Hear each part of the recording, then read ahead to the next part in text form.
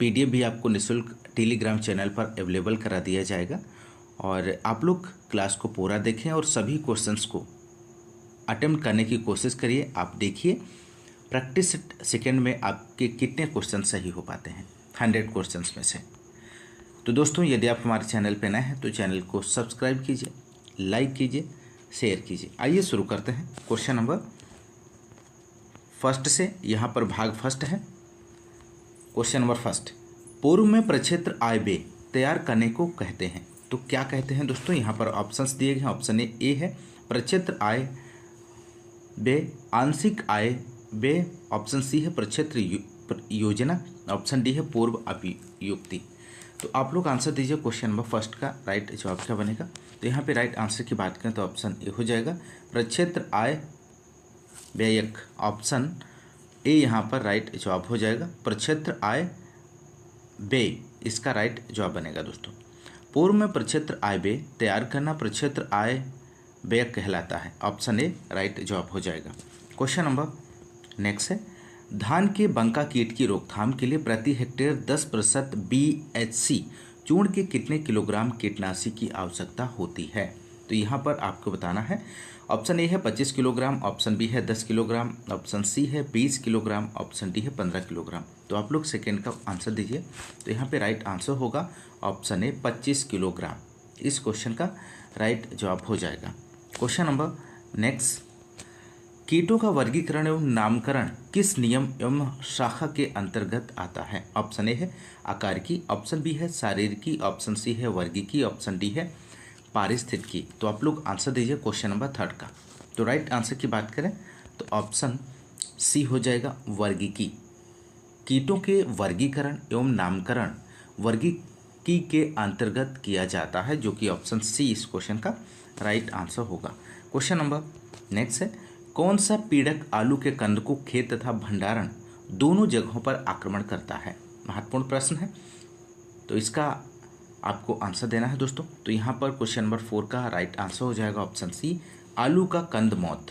इस क्वेश्चन का राइट जवाब बनेगा पोटैटो ट्यूबर मौत, आलू का कंद मौत। कीट आलू की खड़ी फसल को क्षति पहुंचाता है और साथ ही यह भंडारण तक पहुंचता है और इसके पतंगे आलू की आंखों में अंडे देते हैं और 15 से 20 दिन में सुंडियाँ निकलती हैं।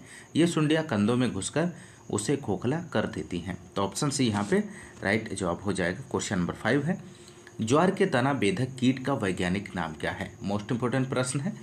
तो यहाँ पर आपको ज्वार के तना बेधक कीट का वैज्ञानिक नाम बताना है। तो राइट आंसर की बात करें तो ऑप्शन डी हो जाएगा काइलोपार्टिलस। ध्यान रखिएगा, बहुत ही महत्वपूर्ण है। ज्वार के तना बेधक कीट का वैज्ञानिक नाम काइलोपार्टिलस है और धान के तना बेधक कीट का वैज्ञानिक नाम सिसेमिया इन्फरेंस है। सिसेमिया इन्फरेंस ऑप्शन ए में जो दिया गया है। राइट कौन ऑप्शन डी हो जाएगा दोस्तों। ध्यान रखिएगा, महत्वपूर्ण प्रश्न है। बढ़ते हैं अगले क्वेश्चन की ओर। क्वेश्चन नंबर 6 है, ऐसा फार्म यंत्र जिससे प्रारंभिक एवं द्वितीय जुताई साथ साथ कर सकते हैं उसका नाम क्या है?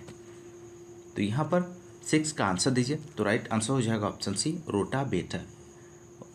ऐसा फार्म यंत्र जिससे प्रारंभिक एवं द्वितीयक जुताई साथ साथ कर सकते हैं उसका नाम रोटावेटर है। ऑप्शन सी यहाँ पर राइट आंसर हो जाएगा। क्वेश्चन नंबर नेक्स्ट है, सिंचाई की स्प्रिंकलर विधि सर्वोत्तम होती है ऊंची नीची भूमि के लिए, अच्छी समतल भूमि के लिए, भारी भूमि के लिए, उपयुक्त में से कोई नहीं। तो क्वेश्चन नंबर 7 का आप लोग आंसर दीजिए। तो यहाँ पे राइट आंसर की बात करें तो ऑप्शन ए हो जाएगा ऊंची नीची भूमि के लिए, इसका राइट जवाब बनेगा दोस्तों। क्वेश्चन नंबर नेक्स्ट है, रीपर का प्रयोग किस कार्य के लिए किया जाता है? तो रीपर का प्रयोग आपको बताना है किस कार्य के लिए किया जाता है। बीज बुआई में, फसल कटाई में, फसल गहाई में, फसल कटाई में एवं गहाई में। तो आप लोग आंसर दीजिए। तो यहाँ पे राइट आंसर हो जाएगा ऑप्शन बी फसल कटाई में रीपर का प्रयोग किया जाता है। ऑप्शन बी यहाँ पे राइट आंसर हो जाएगा। क्वेश्चन नंबर नेक्स्ट है, वे बीज जो निम्न आर्द्रता पर सुखाए जाते हैं बिना जमाव क्षमता खोए निम्न तापमान पर संग्रहित किए जाते हैं। तो यहाँ पर ऑप्शंस दिए गए हैं, आपको सही विकल्प का चयन करना है। उसे क्या कहते हैं दोस्तों? तो राइट आंसर हो जाएगा ऑप्शन सी पारंपरिक बीज ऑर्थोडॉक्स सीड कहते हैं। क्वेश्चन नंबर नेक्स्ट है बीज शोधन में प्रयुक्त रसायनों का क्रम इनमें से कौन सा है। तो बीज शोधन में आपको बताना है। तो राइट आंसर की बात करें तो ऑप्शन ए हो जाएगा, कवकनाशी, कीटनाशी तथा जीवाणु कल्चर इसका राइट जवाब बनेगा दोस्तों। बीज शोधन प्रायः बीज जनित व मृदा जनित रोगों व कीटों के नियंत्रण के लिए करना है आवश्यक होता है, जबकि जीवाणु कल्चर से वातावरणीय नाइट्रोजन स्थिरीकरण करने वाले जीवाणु को जड़ों व खेतों में पहुंचाया जाता है। और बीज शोधन सबसे पहले कवकनाशी फिर कीटनाशी का प्रयोग करना चाहिए, जिससे लाभदायक जीवाणु पर प्रभाव ना पड़े। तो ऑप्शन ए यहाँ पर राइट आंसर हो जाएगा। क्वेश्चन नंबर नेक्स्ट की बात करेंगे। बीज परीक्षण में टेट्राजोलियम क्लोराइड का प्रयोग किसके निर्धारण के लिए किया जाता है। क्वेश्चन नंबर 11 का आप लोग आंसर दीजिए दोस्तों। तो यहाँ पे राइट आंसर की बात करें तो ऑप्शन सी हो जाएगा, जीवन क्षमता के लिए। टेट्राजोलियम क्लोराइड बीज की जीवन क्षमता के लिए किया जाता है।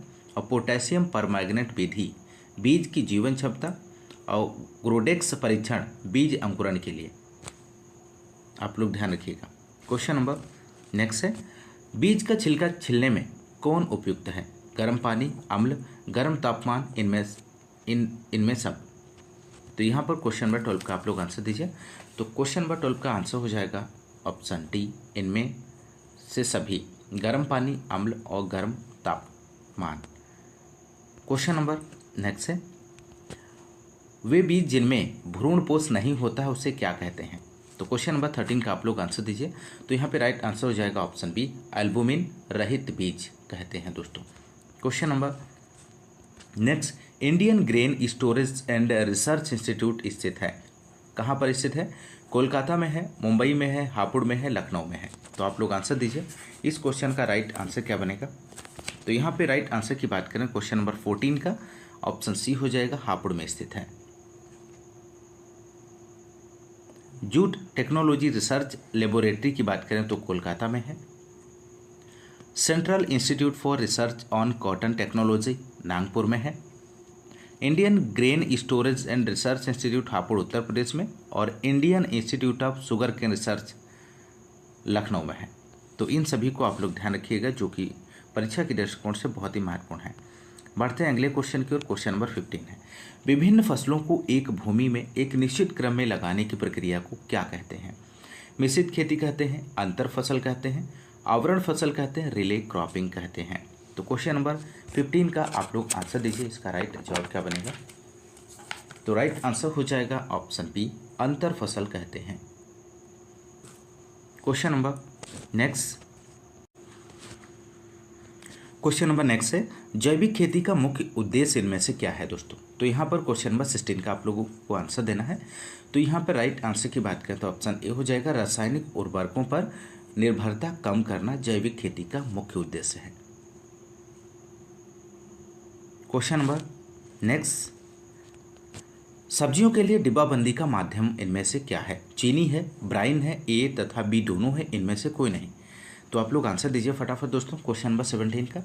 तो राइट आंसर हो जाएगा ऑप्शन सी, ए तथा बी दोनों, चीनी और ब्राइन, ये दोनों ऑप्शन यहाँ पर सब्जी के लिए डिब्बाबंदी का माध्यम है। तो ऑप्शन सी राइट आंसर हो जाएगा। क्वेश्चन नंबर नेक्स्ट, निम्न उत्पादों को उनके फलों से सुमेलित कीजिए तथा सही उत्तर कोड में चुनिए।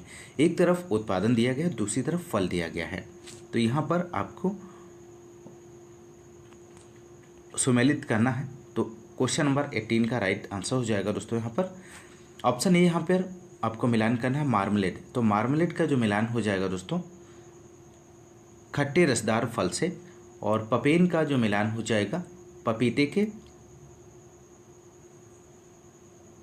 पपीता से, और चिप्स का जो मिलान होगा दोस्तों केला से, और जेली का मिलान हो जाएगा अमरूद से। तो यहाँ पर क्वेश्चन नंबर 18 के राइट आंसर की बात करें तो ऑप्शन डी यहाँ पर सही जवाब बनेगा। ए का सेकेंड, बी का थर्ड, सी का फोर्थ और डी का फर्स्ट ऑप्शन यहाँ पर राइट जवाब हो जाएगा। क्वेश्चन नंबर नेक्स्ट है, फलों एवं सब्जियों में मोमीकरण करता है, शोषण दर में कमी करता है, वाष्पोत्सर्जन में कमी करता है, शोषण एवं वाष्पोत्सर्जन दर में कमी, इनमें से कोई नहीं। तो क्वेश्चन नंबर 19 का आप लोग आंसर दीजिए। तो यहाँ पे राइट आंसर हो जाएगा शोषण एवं वाष्पोत्सर्जन दर में कमी करता है, ऑप्शन सी यहाँ पर राइट जवाब हो जाएगा। क्वेश्चन नंबर नेक्स्ट है, भंडारित अन्नदानों का नुकसान किन कारणों पर निर्भर करता है? भंडारित अनाजों में आर्द्रता की स्थिति, स्टोरेज में ऑक्सीजन की उपलब्धता, भंडारित अन्नदानों अथवा पदार्थों के अंदर ताप में वृद्धि, उपयुक्त सभी। तो क्वेश्चन नंबर 20 का आंसर दीजिए। तो यहाँ पे राइट आंसर की बात करें तो ऑप्शन डी हो जाएगा, उपयुक्त सभी। इस क्वेश्चन का राइट आंसर हो जाएगा। क्वेश्चन नंबर नेक्स्ट है, भारत में सबसे महत्वपूर्ण अनाज की फसल इनमें से कौन सी है? गेहूं है, चावल है, बाजरा है, मक्का है। तो भारत में सबसे महत्वपूर्ण अनाज की जो फसल है वो चावल है दोस्तों।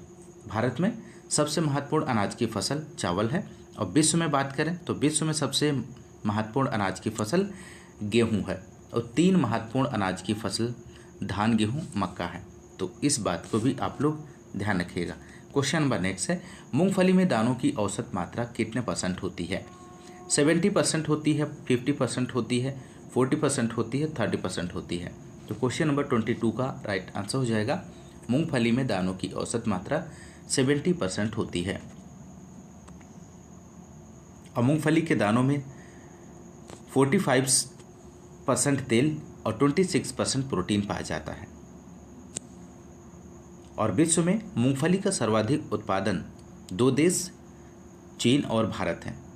तो इस बात को भी आप लोग ध्यान रखिएगा। तो राइट आंसर ऑप्शन ए यहाँ पर सही बनेगा। क्वेश्चन नंबर नेक्स्ट है यहाँ पर, गेहूं प्लस सरसों की सहफसली खेती के लिए संस्तुत कतारों का अनुपात यहाँ पर आपको बताना है कितना अनुपात रखना चाहिए। 1:1, 3:1, 5:1, 9:1। तो आपको यहाँ पर आंसर देना है। तो राइट आंसर हो जाएगा यहाँ पर ऑप्शन डी 9:1। इस क्वेश्चन का सही जवाब बनेगा। 2 या 2 से अधिक फसलों को एक निश्चित पंक्ति अनुपात में उगाना सहफसली पद्धति कहलाता है। और गेहूं और सरसों के लिए संस्तुति कतार का अनुपात जो रखते हैं वो 9:1 रखते हैं। अर्थात हम कह सकते हैं कि गेहूं की 9 कतारों के बाद एक कतार सरसों की बोनी चाहिए। गेहूं एक उथली जड़ वाली फसल है और सरसों एक गहरी जड़ वाली फसल है। क्वेश्चन नंबर नेक्स्ट, वह फसलीय प्रणाली जिसमें खेतिहर फसलें चारागाही फसलों के साथ उसी खेत में वैकल्पिक रूप में उगाई जाती हैं उसे क्या कहते हैं? वनवर्धन कहते हैं, कृषि वानिकी कहते हैं, वृक्ष संवर्धन कहते हैं, ले खेती कहते हैं। तो आप लोग क्वेश्चन नंबर 24 का आंसर दीजिए। तो यहाँ पे राइट आंसर हो जाएगा ऑप्शन डी, ले खेती कहते हैं या ले फार्मिंग कहते हैं। और बात करें वनवर्धन की, तो वनवर्धन वन फसलों की खेती की जाती है। अब कृषि वानिकी के अंतर्गत वृक्ष प्लस फसलों की खेती की जाती है। और वृक्ष संवर्धन के अंतर्गत वृक्ष प्लस झाड़ियों की खेती की जाती है। क्वेश्चन नंबर नेक्स्ट है, अनानास फल का खाया जाने वाला हिस्सा इनमें से कौन सा है? बीजकोश, मध्य फल भित्ति, मांसल थैलमस और मांसल एरिल। तो यहाँ पर राइट आंसर हो जाएगा ऑप्शन ए, बीजकोश। इसका राइट आंसर बनेगा दोस्तों। और यहाँ पर अनानास का खाया जाने वाला जो भाग है पेरिकार्प, बीजकोश। और आम का खाए जाने वाले भाग की बात करें तो मध्य फल भित्ति है। और सेब का खाया जाने वाला जो भाग है मांसल थैलमस है। और लीची का खाया जाने वाला भाग मांसल एरिल है, जो कि ऑप्शन डी में दिया गया है। और अनार की बात करें तो रसदार टेस्टा खाया जाने वाला भाग है। तो इन सभी को ध्यान रखिएगा। क्वेश्चन नंबर नेक्स्ट है, पौधे प्रकाश की ओर झुक जाते हैं क्योंकि उन्हें सांस के लिए प्रकाश की आवश्यकता होती है, प्रकाश उन्हें आकर्षित करता है, प्रकाश उन्हें प्रकाश संश्लेषण के लिए आवश्यक होता है, कोशिकाएं छाया वाले भाग की ओर से अधिक बढ़ती हैं। तो आप लोग क्वेश्चन नंबर 26 का आंसर दीजिए। तो यहाँ पे राइट आंसर हो जाएगा कोशिकाएं छाया वाले भाग की ओर अधिक बढ़ती हैं।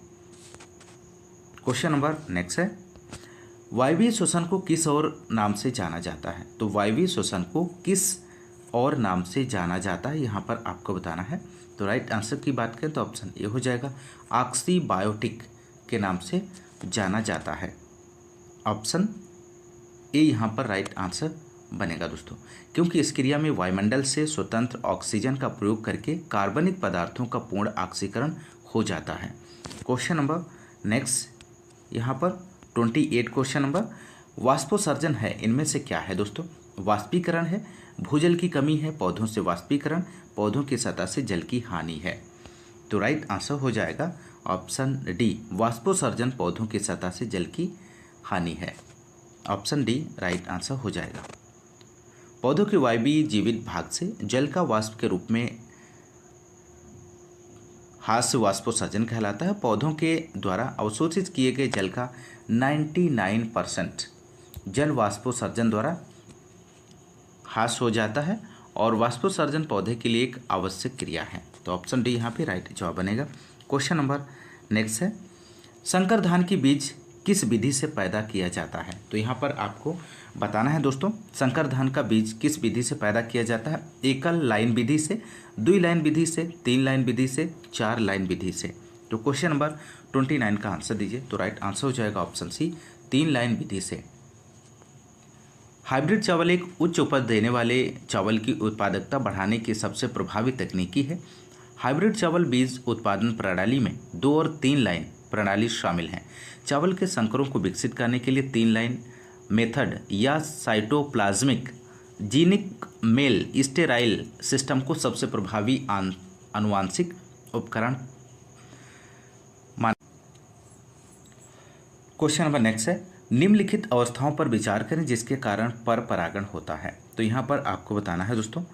तो राइट आंसर की बात करें, क्वेश्चन नंबर 30 का राइट आंसर ऑप्शन सी हो जाएगा। पहला, तीसरा, चौथा ऑप्शन सही आंसर यहाँ पर बनेगा। पहला उभयलिंगा श्रेयी और तीसरा है स्त्री पूर्वता और फिर चौथा है पुम पूर्वता। क्वेश्चन नंबर नेक्स्ट है 31, बीज रहित फल सीडलेस फ्रूट बनने को क्या कहा जाता है? हर्कोगैमी कहते हैं, पार्थनोकार्पी कहते हैं, पार्थनोजेनिस कहते हैं, मोर्फोजेनेसिस कहते हैं। तो यहाँ पर 31 का राइट आंसर की बात करें तो ऑप्शन बी हो जाएगा, पार्थेनोकार्पी कहते हैं। अनिषेक फलन या पार्थेनोकार्पी द्वारा फलित फल प्रायः बीज रहित होते हैं। जब फल बिना निषेचन के बन जाते हैं तो इसको अनिषेक फलन कहते हैं। बहुत से पौधों में बीज रहित फल अनिषेक फलित नहीं होते हैं, बल्कि उसमें निषेचन के उपरांत भ्रूण के नष्ट होने से यह परिस्थिति पैदा होती है और इस प्रकार से अनिषेक फलन बीज रहित फल होना पृथक रूप से 2 घटनाएं होती हैं। तो ऑप्शन बी यहाँ पे राइट जवाब हो जाएगा। क्वेश्चन नंबर नेक्स्ट है, वे जीन जो अन्य जीनों की अभिव्यक्ति का दमन करते हैं अथवा उसे बढ़ाते हैं क्या कहलाते हैं? तो यहाँ पर आपको आंसर देना है 32 का। तो 32 का राइट आंसर की बात करें तो ऑप्शन ए हो जाएगा, प्रभावी जीन कहते हैं दोस्तों। क्वेश्चन नंबर नेक्स्ट है, जीन के लिए जीन परिकल्पना क्या है? तो जीन के लिए जीन परिकल्पना क्या है, यहाँ पर ऑप्शंस दिए गए हैं, आप सही विकल्प का चयन कर सकते हैं। तो राइट आंसर की बात करें तो ऑप्शन ए हो जाएगा, परपोषी के प्रत्येक रोधिता जीन के लिए रोगजनक में एक विशेष उग्रता जीन होता है। क्वेश्चन नंबर नेक्स्ट है, एक एकाधिसूत्री व्यक्ति की गुणसूत्र संख्या होगी, इनमें से आपको बताना है। तो राइट आंसर की बात करें तो ऑप्शन बी हो जाएगा, 2n+1 होगी। 2n+1 एकाधिसूत्री। और 2n+2 की बात करें जो कि ऑप्शन सी में दिया गया है, द्विअधिसूत्री है। और यदि हम बात करें 2n-1 ये एक न्यून सूत्रता है और ऑप्शन यहाँ पर जो राइट होगा ऑप्शन बी हो जाएगा। क्वेश्चन नंबर नेक्स्ट, समसूत्री विभाजन किस कोशिका में होता है? तो यहाँ पर आपको बताना है कि समसूत्री विभाजन किस कोशिका में होता है। तो राइट आंसर हो जाएगा, सोमेटिक कोशिका में समसूत्री विभाजन होता है। क्वेश्चन नंबर नेक्स्ट है, नाभिकीय ऊर्जा का उपयोग मुख्यतः किस प्रकार के प्रदूषण का कारण बनता है? तो क्वेश्चन नंबर 36 का आप लोग आंसर दीजिए। तो राइट आंसर ऑप्शन ए हो जाएगा, ऊष्मीय प्रदूषण। क्वेश्चन नंबर नेक्स्ट, नीरू मीरू कार्यक्रम किस राज्य से संबंधित है? यहाँ पर आपको आंसर देना है। ऑप्शन ए है आंध्र प्रदेश, ऑप्शन बी है बिहार, ऑप्शन सी है ओडिशा, ऑप्शन डी है केरल। तो राइट आंसर हो जाएगा यहाँ पर ऑप्शन ए, आंध्र प्रदेश से संबंधित है। नीरू मीरू एक वाटरशेड विकास कार्यक्रम है जो आंध्र प्रदेश द्वारा चलाया गया है और इस कार्यक्रम में वर्षा जल संचयन का कार्य, वित्तीय संसाधन जुटाना, क्षेत्रों का प्राथमिकता निर्धारण, गुणवत्ता में सुधार आदि शामिल है। तो ऑप्शन ए यहाँ पर सही आंसर हो जाएगा।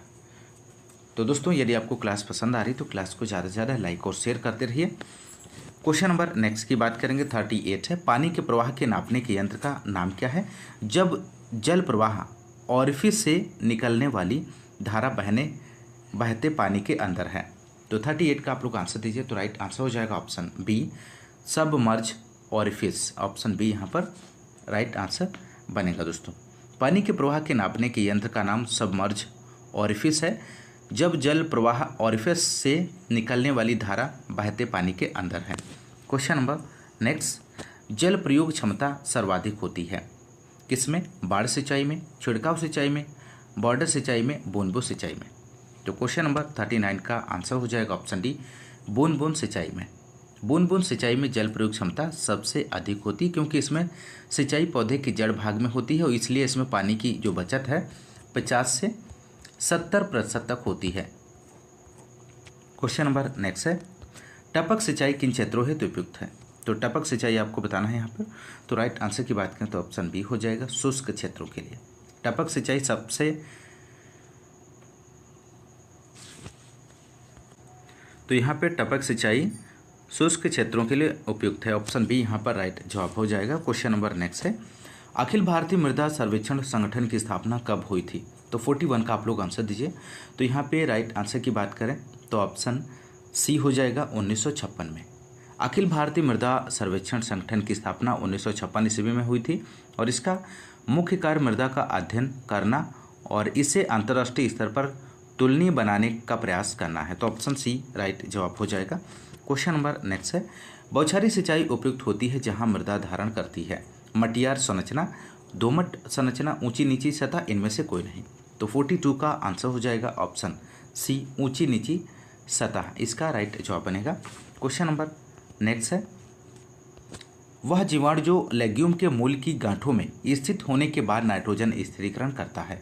मोस्ट इंपोर्टेंट प्रश्न है यहाँ पर। 43 का आप लोग आंसर दीजिए। तो राइट आंसर की बात करें तो ऑप्शन डी हो जाएगा राइजोबियम। राइजोबियम जीवाणु दलहनी फसलों की जड़ों की गांठों में स्थिर रहता है और वातावरण की स्वतंत्र नाइट्रोजन का स्थिरीकरण करता है जो औसतन 50 से 60 किलोग्राम नाइट्रोजन प्रति हेक्टेयर का योगदान करती है। क्वेश्चन नंबर नेक्स्ट की बात करेंगे 44, कौन सा जैविक उर्वरक इनमें से नहीं है? दोस्तों आपको बताना है। तो राइट आंसर हो जाएगा ऑप्शन ए मल्टीफ्लैक्स, यहाँ पर राइट जवाब बनेगा। दोस्तों क्वेश्चन नंबर नेक्स्ट 45, मृदा में अधिकता से पाया जाने वाला है। तो मृदा में अधिकता से पाया जाने वाला इनमें से क्या है? वायरस है, कवक है, सूक्ष्मजीवी है, केचुआ है। तो 45 का आंसर हो जाएगा ऑप्शन सी सूक्ष्मजीवी। मृदा में पाया जाने वाला सूक्ष्मजीवों में सर्वाधिक संख्या बैक्टीरिया की होती है और उसके बाद एक्टिनोमाइसिटीज पाए जाते हैं। तो मृदा में मुख्यतः बात करें तो बैक्टीरिया है और actinomycetes, fungi, algae, nematode, protozoa आदि पाए जाते हैं। तो ऑप्शन सी यहाँ पर राइट जवाब हो जाएगा। क्वेश्चन नंबर नेक्स्ट है, मिट्टी में कार्बन डाइऑक्साइड की सांद्रता पाई जाती है। तो कितने % पाई जाती है? तो यहाँ पर राइट आंसर हो जाएगा ऑप्शन बी 0.25% कार्बन की मात्रा होती है और फसलोत्पादन में सभी कृषि क्रियाएं इसी परत में होती हैं।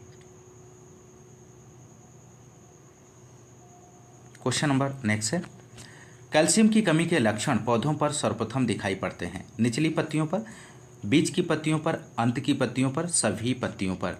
तो यहाँ पर 47 का आप लोग आंसर दीजिए। तो राइट आंसर हो जाएगा ऑप्शन सी अंत की पत्तियों पर। ऑप्शन सी राइट जवाब बनेगा। दोस्तों पौधों में कैल्शियम की कमी के लक्षणों की बात करें तो यहाँ पर अग्रिम कलिका सूख जाती है और कलियां व फल अपरिपक्व अवस्था में मुरझा जाते हैं, जड़ों का विकास अपूर्ण होता है और नई ऊपरी पत्तियों के किनारे झुक या मुड़कर सिकुड़ जाते हैं या सुकड़ी नज़र आते हैं। तो ऑप्शन सी यहाँ पर राइट जवाब हो जाएगा। क्वेश्चन नंबर 48, मृदा उर्वरता का ह्रास होता है लगातार फसलों के उगाने से, उर्वरकों के असंतुलित प्रयोग से, दोषपूर्ण जल निकास से, आवश्यकता से अधिक सिंचाई से। तो 48 का आंसर हो जाएगा लगातार फसलों के उगाने से मृदा उर्वरता का ह्रास होता है। क्वेश्चन नंबर 49 है, नहरों के आसपास वाली भूमियां निम्न में से किस प्रकार की होती हैं? तो यहाँ पर आपको बताना है दोस्तों। तो राइट आंसर हो जाएगा, नहरों के आसपास वाली भूमियां लवणी हो जाती हैं। ऑप्शन ए यहाँ पर राइट जवाब हो जाएगा, क्योंकि नहर के पानी का रिसाव के द्वारा सोडियम और मैग्नीशियम के लवण एकत्रित होते रहते हैं, जिससे वहाँ की भूमि लवणी हो जाती है। तो ऑप्शन ए राइट जवाब बनेगा। क्वेश्चन नंबर नेक्स्ट है, जलोढ़ मृदाएं होती हैं, इनमें से आपको बताना है। तो राइट आंसर की बात करें यहाँ पर क्वेश्चन नंबर 15 का, तो 15 का यहाँ पर 50 का राइट आंसर हो जाएगा ऑप्शन सी, स्तरीय मृदाएं। स्तरीय मृदाएं जलोढ़ मृदाएं होती हैं दोस्तों। ऑप्शन सी राइट जवाब बनेगा। क्वेश्चन नंबर नेक्स्ट 51 है, निम्न में से कौन एक प्रसार का सिद्धांत नहीं है? इनमें से तो आपको बताना है, करके सीखने का सिद्धांत, सहभागिता का सिद्धांत, नेतृत्व का सिद्धांत, असहभागिता का सिद्धांत। तो 51 का राइट आंसर हो जाएगा ऑप्शन डी, असहभागिता का सिद्धांत प्रसार का सिद्धांत के अंतर्गत नहीं आता है। क्वेश्चन नंबर नेक्स्ट है, प्रसार सेवा कहलाती है सहकारी प्रसार सेवा, इनमें से तो राइट आंसर 52 का हो जाएगा ऑप्शन ए, अमेरिका में। क्वेश्चन नंबर नेक्स्ट है, प्रसार में किस प्रकार का संपर्क सर्वाधिक प्रभावशाली होता है? तो 53 का आप लोग आंसर दीजिए। तो राइट आंसर हो जाएगा व्यक्ति संपर्क। प्रसार में व्यक्तिगत संपर्क सर्वाधिक प्रभावशाली होता है। क्वेश्चन नंबर नेक्स्ट 54, ग्रामीण विकास परियोजना की सफलता किस पर आधारित है? तो 54 का आंसर दीजिए। तो यहाँ पे राइट आंसर हो जाएगा लाभार्थियों की भागीदारी पर आधारित है। क्वेश्चन नंबर नेक्स्ट है, उस गरीबी उन्मूलन कार्यक्रम को बताइए जिसमें बैंक महत्वपूर्ण भूमिका निभाते हैं। तो 55 का आप लोग आंसर दीजिए फटाफट। तो यहाँ पे राइट आंसर की बात करें तो ऑप्शन बी हो जाएगा IRDP, इसका राइट आंसर बनेगा दोस्तों। इंटीग्रेटेड रूरल डेवलपमेंट प्रोग्राम एक ग्रामीण विकास कार्यक्रम है। यह भारत सरकार द्वारा वर्ष 1978 में चलाया गया और इस कार्यक्रम के तहत प्रोजेक्ट की लागत हेतु सरकार व व्यावसायिक बैंकों द्वारा ऋण उपलब्ध होता है। क्वेश्चन नंबर नेक्स्ट है 56, उत्तर प्रदेश बजट 2024-25 के तहत कृषि क्षेत्र में वित्त की समस्या दूर करने के लिए अक्टूबर 2023 तक कितने किसान क्रेडिट कार्डों का वितरण किया गया है? तो क्वेश्चन नंबर 56 का आपको आंसर देना है। तो राइट आंसर की बात करें तो ऑप्शन बी हो जाएगा 37 लाख। क्वेश्चन नंबर नेक्स्ट है, नाबार्ड की स्थापना किस वर्ष में हुई थी? महत्वपूर्ण प्रश्न है। तो यहाँ पर 57 का आप लोग आंसर दीजिए। तो राइट आंसर की बात करें तो यहाँ पर राइट आंसर ऑप्शन डी हो जाएगा 1982। 12 जुलाई 1982 को नाबार्ड की स्थापना हुई थी। क्वेश्चन नंबर नेक्स्ट है, कृषि लागत एवं मूल्य आयोग निर्धारित करता है, थोक मूल्य निर्धारित करता है, फुटकर मूल्य निर्धारित करता है, समर्थन मूल्य निर्धारित करता है, उपरोक्त में से कोई नहीं। तो 58 का आप लोग आंसर दीजिए। तो यहाँ पे राइट आंसर हो जाएगा ऑप्शन सी, समर्थन मूल्य निर्धारित करता है। CSCP की स्थापना जनवरी 1965 में की गई थी और यह भारत सरकार के कृषि एवं किसान कल्याण मंत्रालय का एक संलग्न कार्यक्रम है। और कृषि लागत एवं मूल्य आयोग, जिसे CACP कहते हैं, CACP कृषि की लागत एवं बाजार मूल्य को ध्यान में रखकर कृषिगत उत्पादों का न्यूनतम समर्थन मूल्य MSP, खरीद या वसूल मूल्य तथा आवंटन मूल्य का निर्धारण करने की सरकार को सलाह देता है, परंतु केंद्र सरकार इसकी संस्तुतियों को मानने के लिए बाध्य नहीं है। तो ऑप्शन सी यहाँ पर राइट जवाब हो जाएगा। क्वेश्चन नंबर नेक्स्ट है, विपणन एवं निरीक्षण निदेशालय का मुख्य कार्यालय स्थित है, कहाँ पर स्थित है दोस्तों? 59 का आप लोग आंसर दीजिए। तो यहाँ पे राइट आंसर की बात करें तो ऑप्शन सी हो जाएगा फरीदाबाद में। विपणन और निरीक्षण निदेशालय वर्ष 1935 में स्थापित किया गया था और विपणन एवं निरीक्षण निदेशालय का मुख्य कार्यालय फरीदाबाद हरियाणा में, शाखा मुख्य कार्यालय नागपुर महाराष्ट्र में और 11 क्षेत्रीय कार्यालय स्थित है। भारतीय कृषि अनुसंधान परिषद का मुख्य कार्यालय नई दिल्ली में स्थित है। इस बात को भी आप लोग ध्यान रखिएगा। क्वेश्चन नंबर नेक्स्ट है, निम्नलिखित पर विचार कीजिए। पारंपरिक कृषि, टेक्नोलॉजी की दृष्टि से प्रगतिशील कृषि, नीचे स्तर वाली पूंजीगत टेक्नोलॉजी, टेक्नोलॉजी की दृष्टि से प्रगतिशील कृषि, ऊंचे स्तर वाली पूंजीगत टेक्नोलॉजी। तो उपयुक्त कथन कृषि के विकास के चरणों के संबंध में किस अर्थशास्त्री द्वारा प्रतिपादित किए गए हैं? तो क्वेश्चन नंबर 60 का आप लोग आंसर दीजिए। तो यहाँ पे राइट आंसर की बात करें तो ऑप्शन डी हो जाएगा, मिलर के द्वारा प्रतिपादित किए गए हैं। ऑप्शन डी सही जवाब बनेगा। क्वेश्चन नंबर नेक्स्ट है, टोडा प्रजाति है, महत्वपूर्ण है, आपको बताना है। तो राइट आंसर की बात करें तो ऑप्शन सी हो जाएगा, टोडा प्रजाति जो है भैंस की है। क्वेश्चन नंबर नेक्स्ट है, ऊँटनी में बच्चा जनने की प्रक्रिया कहलाती है, क्या कहलाती है दोस्तों? काविंग कहलाती है, किडिंग कहलाती है, फोलिंग कहलाती है, फरोइंग कहलाती है। तो यहाँ पे राइट आंसर की बात करें तो ऑप्शन सी हो जाएगा, फोलिंग कहलाती है।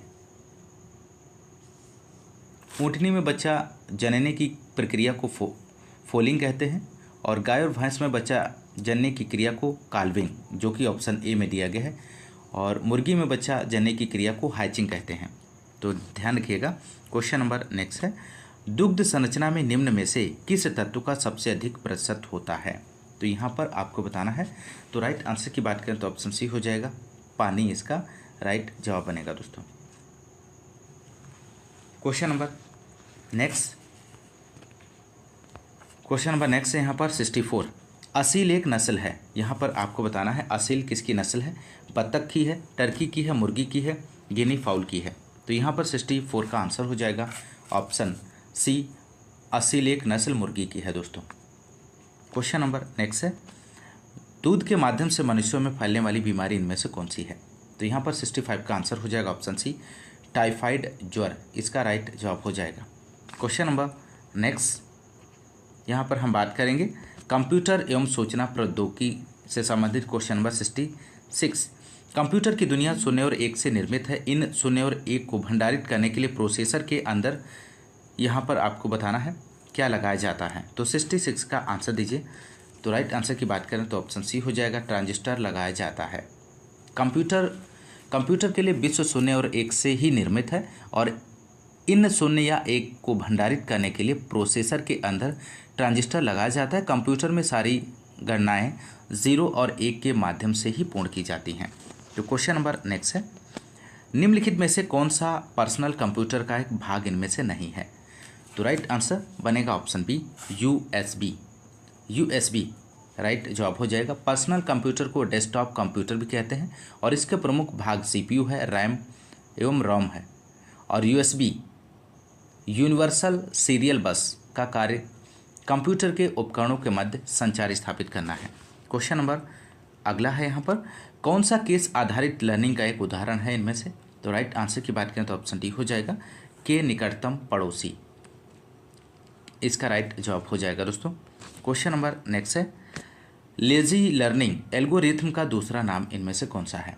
तो राइट आंसर हो जाएगा, के नियरेस्ट नेबर, ऑप्शन ए सही आंसर बनेगा। क्वेश्चन नंबर नेक्स्ट है, यहाँ पर एक समर्पित कंप्यूटर आपको बताना है। तो राइट आंसर बनेगा ऑप्शन बी, एक को सौंपा गया और केवल एक ही कार्य है। क्वेश्चन नंबर नेक्स्ट 71, कंप्यूटर के संदर्भ में वेटवेयर क्या होता है? तो वेटवेयर आपको बताना है क्या होता है दोस्तों। तो राइट आंसर हो जाएगा, मानव मस्तिष्क। कंप्यूटर के संदर्भ में वेटवेयर को मानव मस्तिष्क कहा जाता है। यह एक जैविक कंप्यूटर है जिसका निर्माण जीवित न्यूरॉन्स की सहायता से किया जाता है और इसे कृत्रिम कार्बनिक ब्रेन या न्यूरो कंप्यूटर के नाम से भी जाना जाता है। तो ऑप्शन सी यहाँ पे राइट जवाब हो जाएगा। क्वेश्चन नंबर नेक्स्ट है, VRML फाइलों का एक्सटेंशन इनमें से आपको बताना है।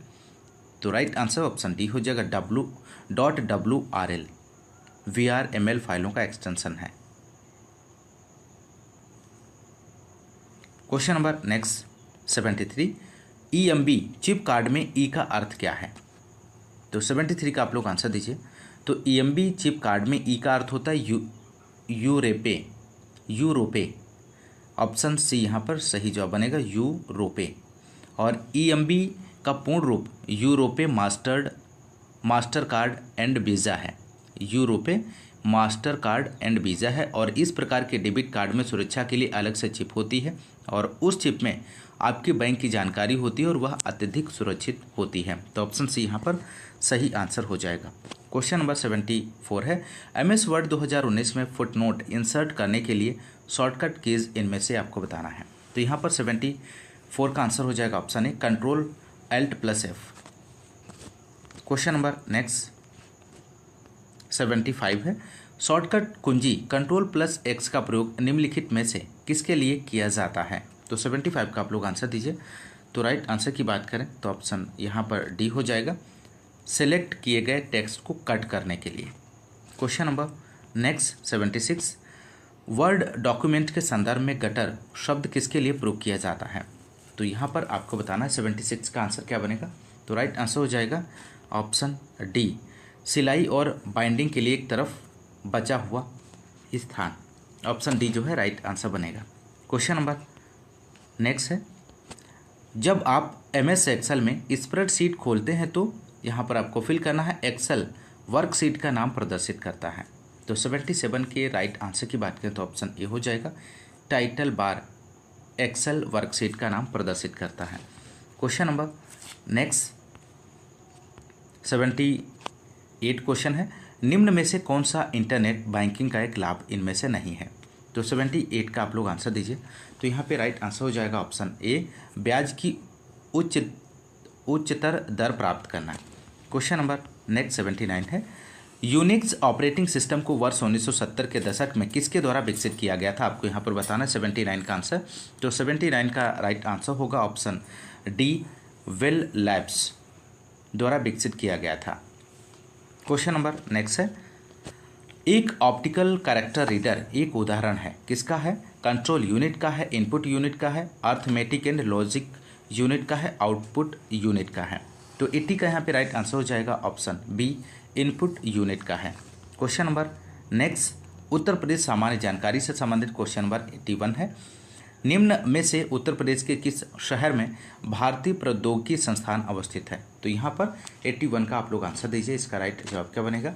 तो राइट आंसर की बात करें तो ऑप्शन डी इसका राइट जवाब हो जाएगा, कानपुर में। क्वेश्चन नंबर नेक्स्ट है, जनगणना 2011 के अनुसार सर्वाधिक औसत साक्षरता वाले निम्नलिखित 4 जिलों का सही अवरोही क्रम आपको बताना है। 82 का आंसर क्या बनेगा? तो राइट आंसर बनेगा option B, Gautam Buddh Nagar, Kanpur Nagar, Auraiya, Etawah. Option B right answer होगा। क्वेश्चन नंबर नेक्स्ट है, उत्तर प्रदेश सरकार की एक जिला एक उत्पाद योजना का लक्ष्य उत्तर प्रदेश में किसको प्रोत्साहित करना है? कृषि नवाचार को, डिजिटल वॉलेट को, स्वदेशी और विशेष उत्पाद को, कंप्यूटर के ज्ञान को। तो 83 का राइट आंसर हो जाएगा ऑप्शन सी, स्वदेशी और विशेष उत्पाद को प्रोत्साहित करना है। क्वेश्चन नंबर नेक्स्ट है, उत्तर प्रदेश में किसान मित्र योजना का शुभारंभ हुआ था, तो कब हुआ था दोस्तों किसान मित्र योजना का? तो राइट आंसर आपको यहाँ पर देना है। तो राइट आंसर की बात करें 84 का जो राइट आंसर होगा ऑप्शन डी हो जाएगा, 18 जून 2001 को उत्तर प्रदेश में किसान मित्र योजना का शुभारंभ हुआ था। क्वेश्चन नंबर नेक्स्ट 85 है, उत्तर प्रदेश के प्रथम राज्यपाल थे, इनमें से आपको बताना है। तो राइट आंसर हो जाएगा ऑप्शन सी, सरोजिनी नायडू उत्तर प्रदेश के प्रथम राज्यपाल थे। क्वेश्चन नंबर नेक्स्ट, उत्तर प्रदेश में प्रथम विकलांग विश्वविद्यालय स्थापित किया गया है, तो कहाँ पर स्थापित किया गया है? तो 86 का आंसर होगा ऑप्शन सी, चित्रकूट में। 27 सितंबर 2001 को स्थापित जगत गुरु रामभद्राचार्य विकलांग विश्वविद्यालय चित्रकूट में स्थित है। यह एक मात्र विश्वविद्यालय है जो विकलांगों के लिए है। इसके चांसलर जगत गुरु रामभद्राचार्य हैं, जो यहाँ पर ऑप्शन सी सही जवाब बनेगा। क्वेश्चन नंबर नेक्स्ट, निम्नलिखित में से कौन सा युग्म सही सुमेलित है? तो यहाँ पर आपको बताना है इनमें से कौन सा युग्म है जो सही सुमेलित है। तो राइट आंसर हो जाएगा option B, Bhuksa Bijnor. Option B जो है सही सुमेलित है। ऑप्शन ए में दिया गया भोटिया, भोटिया गढ़वाल से संबंधित है। और थारू की बात करें तो थारू जो है कुशीनगर नैनीताल से संबंधित है। और राजी जो है, राजी का जो संबंध है वो उत्तराखंड से है। तो इस बात को भी आप लोग ध्यान रखिएगा। क्वेश्चन नंबर नेक्स्ट है, गोदान किसके द्वारा लिखा गया है? तो गोदान आपको बताना है किसके द्वारा लिखा गया है। तो राइट आंसर हो जाएगा ऑप्शन बी, मुंशी प्रेमचंद के द्वारा गोदान लिखा गया है। गोदान मुंशी प्रेमचंद जी द्वारा रचित एक उपन्यास है और इसके द्वारा रचित अन्य कृतियाँ की बात करें तो सेवा सदन है, प्रेमाश्रम है और रंगभूमि निर्मला, कायाकल्प गबन कर्मभूमि, मंगलसूत्र और संग्राम करबला और प्रेम की वेदी, ये सभी हैं दोस्तों, ध्यान रखिएगा। Question number next 85, Uttar Pradesh के प्रथम राज्यपाल थे, इनमें से आपको बताना है।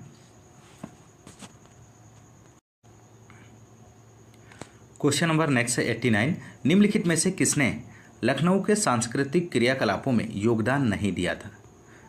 तो 89 का आप लोग आंसर दीजिए। तो राइट आंसर हो जाएगा ऑप्शन सी, मेहंदी इसका सही आंसर बनेगा। क्वेश्चन नंबर नेक्स्ट है, उत्तर प्रदेश में किस धर्म के अनुयायी सबसे कम हैं? तो यहाँ पर 90 का आंसर दीजिए। तो राइट आंसर हो जाएगा पारसी धर्म। Question number next, Sher Shah Suri का अंतिम अभियान निम्नलिखित में से किस राज्य के विरुद्ध था? तो 91 का आप लोग आंसर दीजिए।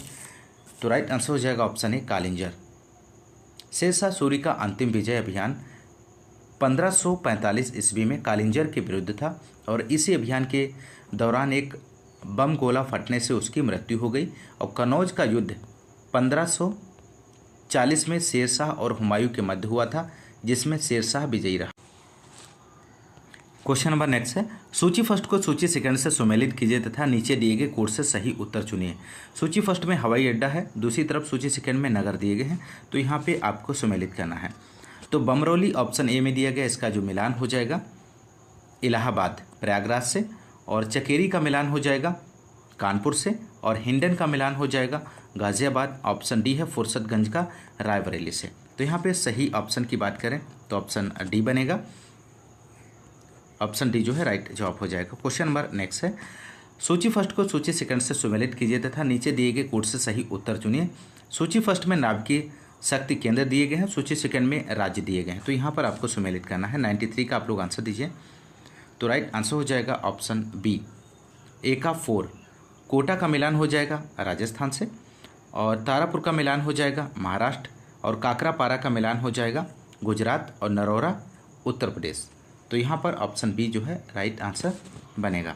क्वेश्चन नंबर नेक्स्ट है, सॉफ्टवेयर एवं बिजनेस प्रोसेस आउटसोर्सिंग उद्योग का सबसे बड़ा केंद्र उत्तर प्रदेश में निम्नलिखित शहरों में से किस में स्थित है?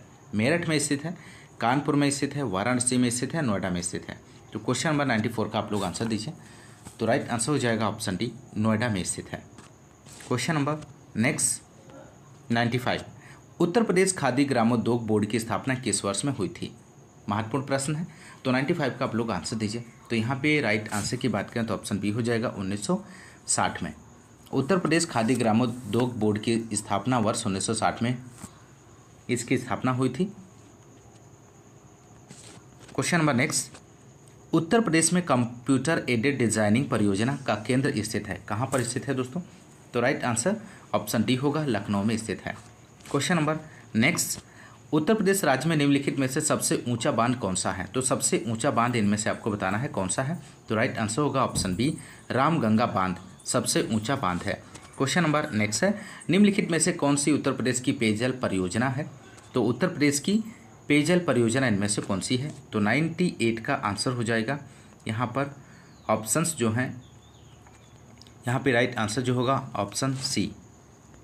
तो इसका आप लोग आंसर ध्यान रखिएगा, गोकुल बैराज परियोजना उत्तर प्रदेश की पेयजल परियोजना है। 98 का आंसर होगा गोकुल बैराज परियोजना। और गोकुल बैराज परियोजना का निर्माण 1980 के दशक में आगरा, मथुरा, वृंदावन नगरों को पेयजल उपलब्ध कराने के लिए किया गया था। उत्तर प्रदेश के मथुरा और गोकुल के मध्य यमुना नदी पर इस परियोजना का निर्माण कराया गया है। क्वेश्चन नंबर नेक्स्ट 99 की बात करेंगे। यहाँ पर पूर्वी उत्तर प्रदेश की काला नमक प्रसिद्ध प्रजाति इनमें से कौन? आपको बताना है, धान की है, तिल की है, उड़द की है, जामुन की है। मोस्ट इंपॉर्टेंट प्रश्न है, तो यहाँ पर आपको बताना है। तो राइट आंसर की बात करें तो ऑप्शन ए हो जाएगा, धान की है। काला नमक चावल पूर्वी उत्तर प्रदेश में उगाया जाता है और इस चावल को बुद्ध चावल के नाम से भी जाना जाता है और यह भारत में उगाए जाने वाले सुगंधित चावल की बेहतरीन किस्मों में से एक है। इसकी खेती कुशीनगर, गोंडा, महाराजगंज, सिद्धार्थनगर, बलरामपुर, संत कबीरनगर, बहराइच, श्रावस्ती में की जाती है। ऑप्शन ए यहाँ पर राइट जवाब हो जाएगा। क्वेश्चन नंबर नेक्स्ट है, उत्तर प्रदेश में खरीफ फसल की बुआई होती है, तो उत्तर प्रदेश में खरीफ फसलों की बुआई कब की जाती है? तो यहाँ पर ऑप्शंस दिए गए हैं, आप सही विकल्प का चयन कर सकते हैं। तो खरीफ फसल की बुआई का समय की बात करें तो जून जुलाई के दौरान होता है। उसकी प्रमुख फसलें हैं ज्वार, बाजरा, धान। तो राइट आंसर ऑप्शन सी हो जाएगा, जून जुलाई के दौरान। तो दोस्तों ये रहे 100 क्वेश्चंस, आपने इस क्लास में प्रैक्टिस किया। और दोस्तों यदि आपको क्लास पसंद आ रही है तो क्लास को ज़्यादा से ज़्यादा लाइक और शेयर करते रहिए, और इसी तरह आप इस चैनल के माध्यम से प्रैक्टिस करते रहिए।